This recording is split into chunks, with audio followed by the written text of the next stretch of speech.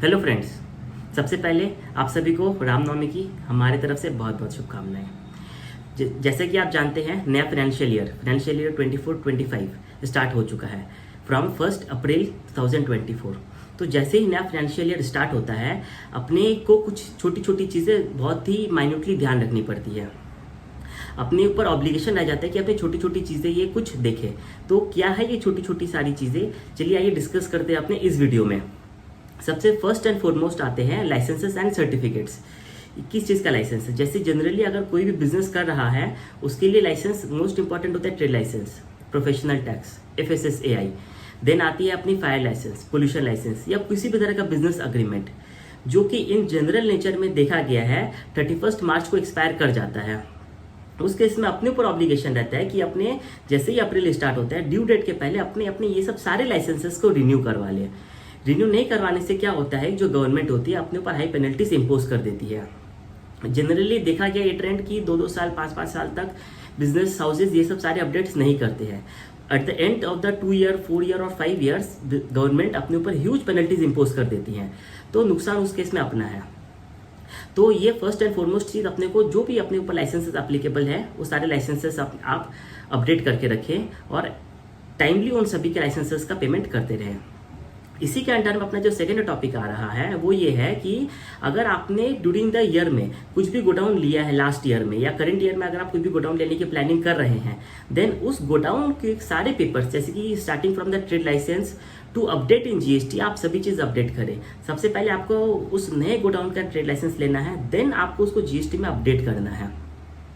Second चीज इसी में आती है, वो है आपको अपना जो आपने अगर कोई भी बिजनेस जो कि लास्ट ईयर में आपने क्लोज कर दिया है, then you have to make sure कि करंट ईयर में आप उसका ट्रेड लाइसेंस सरेंडर करें एंड गवर्नमेंट को प्रॉपर्ली रिपोर्ट करें कि आपका जो बिजनेस था वो बंद हो चुका है और वो कंटिन्यू नहीं हो रहा है।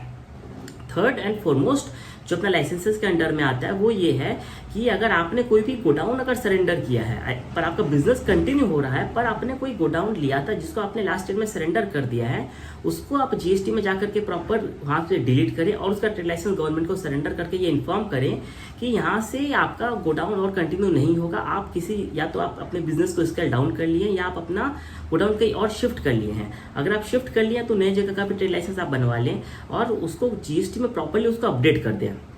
जो सेकेंड चीज़ आती है वो आती है कि E-इनवॉइस।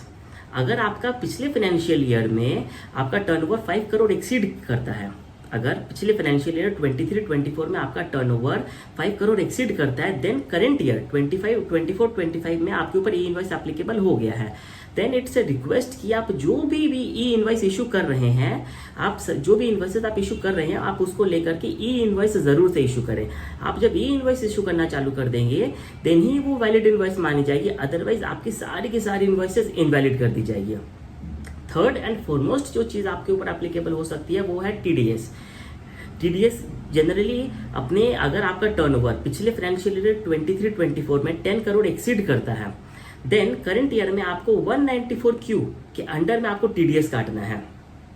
194Q क्या है कि अगर आप किसी भी सप्लायर से गुड्स परचेस कर रहे हैं जो कि ड्यूरिंग द ईयर में 50 लाख के अबव है, तो उसके दो कंडीशंस हो गए। सबसे पहले आपकी पिछले ईयर में 23-24 में आपकी टर्नओवर 10 करोड़ एक्सीड कर रही है और करंट ईयर में आप किसी वेंडर से परचेस कर रहे हैं जो कि 50 लाख एक्सीड कर रही है, देन आपको उस वेंडर का TDS काटना है 0.1% off the entire payment which have been made during the year और purchase amount whichever is higher.